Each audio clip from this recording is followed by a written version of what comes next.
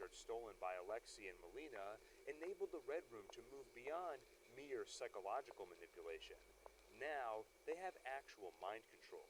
Girls like Yelena are controlled by Dreykov, with no hope of escape, until Yelena is dispatched to kill Oksana, a former Black Widow.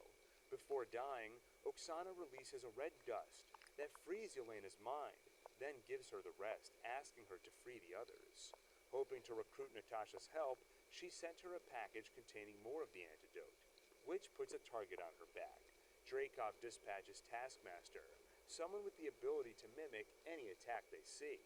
But Natasha manages to escape with the red dust in hand. She finds Yelena, who informs her the Red Room is still active. Apparently Natasha and Clint's attack 8 years ago failed, and Dreykov is still alive. They decide to change that.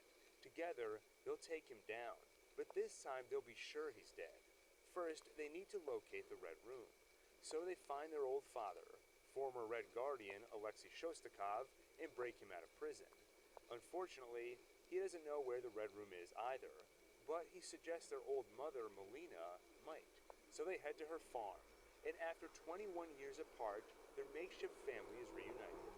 And although, after 2 decades, Yelena knows their family was never real, the painful reminder doesn't sit well. Alexei tries to comfort her, but as always, he can't find the words. So instead, he sings, proving that despite his complaints of how boring a mission it was to be a father, he did care about her. Enough to remember her favorite song from childhood, American Pie. Natasha also has some catharsis when she learns that she wasn't abandoned by her first mother. In truth, her mother relentlessly searched for her after she was taken by the Red Room, which got her killed by Dreykov. With their feelings as repaired as they can be, Natasha and Melina hatch a plan. Melina calls the Red Room to have Natasha, Yelena, and Alexei taken into custody, but only so they can get inside to destroy it from within.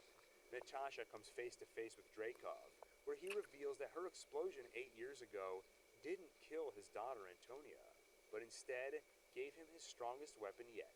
In saving his daughter's life, he implanted a chip in her neck, allowing her to become the Taskmaster. Natasha keeps him talking and bragging, enough to reveal the database of all his Black Widows. Now it's time for her to attack, except her programming disallows it whenever she senses his pheromones. So she severs a nerve in her olfactory center. Natasha incapacitates him so she can download his database onto a drive, but she's interrupted by an attack from the other Black Widows, until Yelena hits them with the red dust, freeing them from mind control.